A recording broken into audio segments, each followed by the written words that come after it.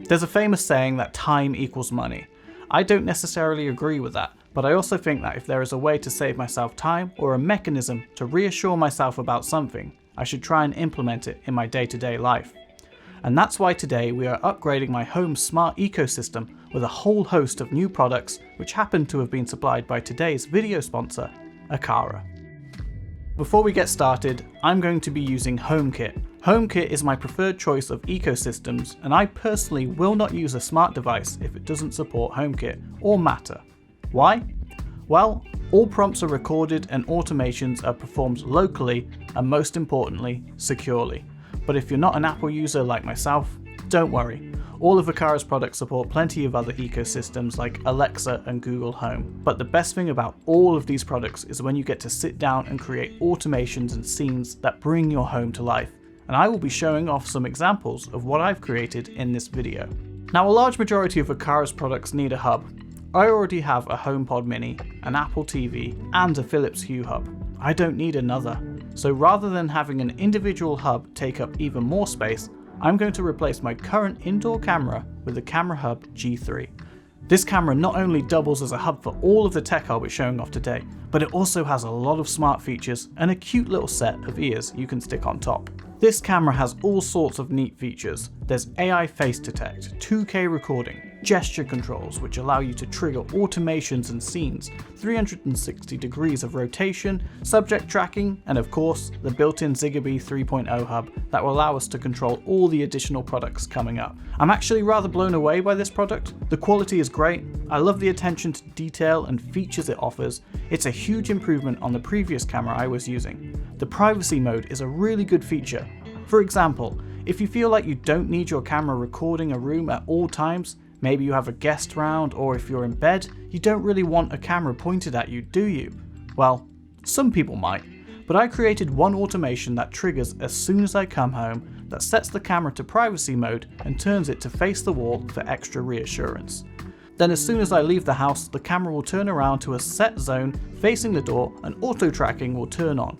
So if it happens to detect anyone, it will follow them around and record it. And because I'm using HomeKit, I can access this anywhere in the world while connected to the internet. So when I'm 3D printing something while I'm out at work, I can check in and make sure there isn't a huge pile of spaghetti on the print bed. And if that wasn't enough, if I want even more control, I can use the Aqara app, which allows me to manually adjust the positioning among other controls. Oh, and one thought I had about the supplied ear covers is that if you have a newborn baby or a young child, this would make the perfect baby camera. The ears give a really friendly presence which takes away any sort of anxiety of you having a camera inside of your home. Now, I didn't just get one camera, I got two. I chose the tiny E1 camera as a way to monitor the rear entrance to the house. This is essentially a cheaper version of the G3 but lacks the built-in hub and gesture controls. However, unlike the G3 and some other Aqara products, you don't need an Aqara hub for this camera. This camera can use your Apple HomePod or Apple TV instead. You will, however, need to supply your own USB power adapter, but for the price of this product and the lack of a need for an additional hub, that's a good compromise in my opinion. Now, call me lazy, but mundane tasks like opening and closing the curtains is something I could really do without. This is why half of the time I just leave them closed. But recently, I've been trying to get into the routine of getting up earlier, and that's where the E1 curtain driver comes in. This device will open and close your curtains without you even having to get up. When I first saw this product, the first thing I pictured was the one scene in Lost in Translation where the curtains automatically opened first thing in the morning to wake up Bill Murray. So ultimately, I wanted to achieve the same thing. I went with a curtain pole version, and because this room has a large bay window, I needed two. So if you want to achieve the same level of time saving I'm about to show you, bear that in mind when looking at this product. You'll need one driver per curtain. Setting them up was really easy, and considering these have a motor in them, they're not that loud. You pop the rod adapter on top and then hook over the driver and let it squeeze together automatically. I created an automation that at 7:30 every morning my curtains would open. This was very easy to set up in the Apple Home app. I simply selected the device, set the time to open, and click save. But opening the curtains is only half of the battle. I also have to close them. To tackle this insanely hard and time-consuming task, I set up another automation that would close the curtains half an hour after sunset. And considering they are marketed at having a whole year of battery life, it's going to be a nice 12 months of saving 30 seconds a day. Oh, and don't worry, you don't need to replace these every year. You can recharge them with a USB-C charger.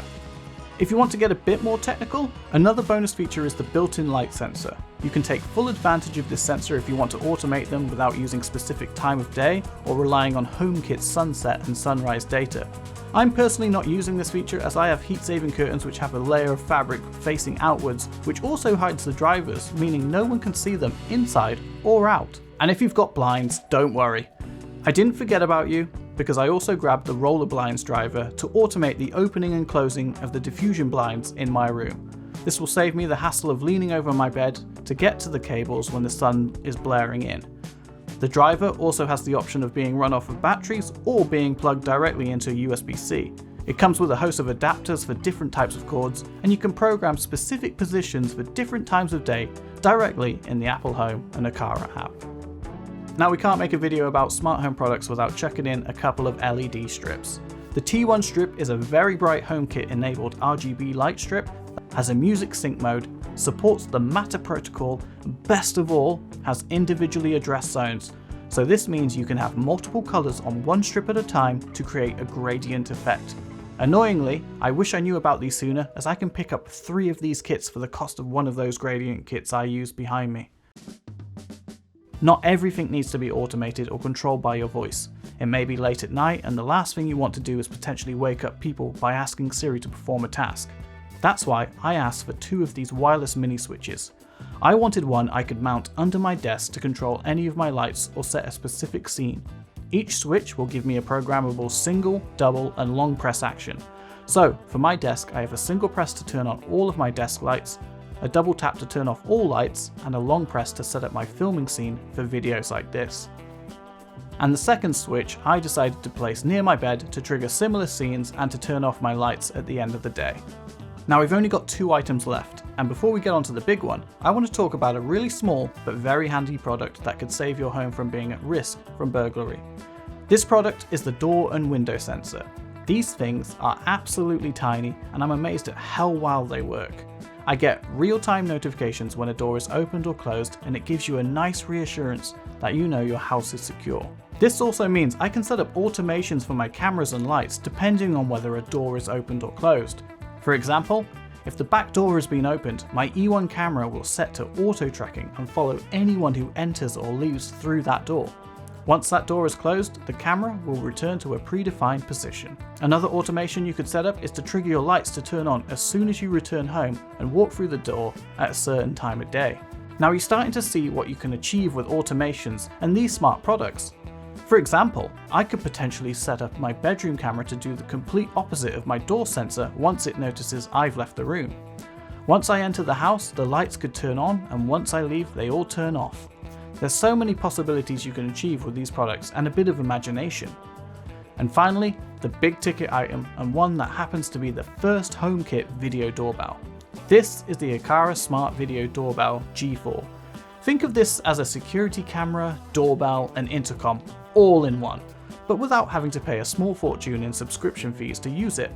The video doorbell is made up of 2 pieces, the doorbell you stick outside and the internal 95 decibel blasting speaker, which also has a built-in card slot for local recording. The camera itself is waterproof, it's 1080p, has a nice wide field of view, and if you fancy setting it up, you've got the options for AI voice recognition and the ability to trigger alerts inside. Like all modern video doorbells, you can view this anywhere in the world with an internet connection from your smartphone and communicate with those stood outside of your front door. What else does it offer? Well, if your privacy is important to you, you can modify your voice to mask who you really are. Plus, as I'm in the Apple ecosystem, I can have this up on my TV while I'm working, so I have a feed of all my cameras along with the G3 and E1. You can run this off batteries, which Aqara claims last up to 4 months, but I have watched a few reviews on these and they've been reported to last up to 1 year. Battery levels are viewable in the app, but if you want the security of consistent power, you can directly hook this up to your electricity and the batteries will only kick in if there is a power cut. It's a small, discreet, stylish doorbell, and one which surprisingly doesn't break the bank. Like all the cameras in this video, a bonus of being HomeKit enabled and coupled with an iCloud Plus subscription gives you unlimited storage for recordings online, giving you that added reassurance that every interaction these cameras record is stored online privately and securely, while being easily accessible through the Apple Home app. So there we have it.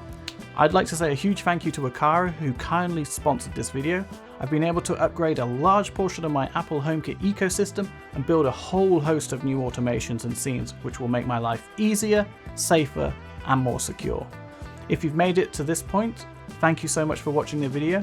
I will be leaving links to every single product that I've mentioned in this video in the description, and if you've learned anything new about automations, or you have some ideas of your own of automations you'd like to share, please leave a comment, because I'd love to learn more and potentially implement some of your ideas into my own home.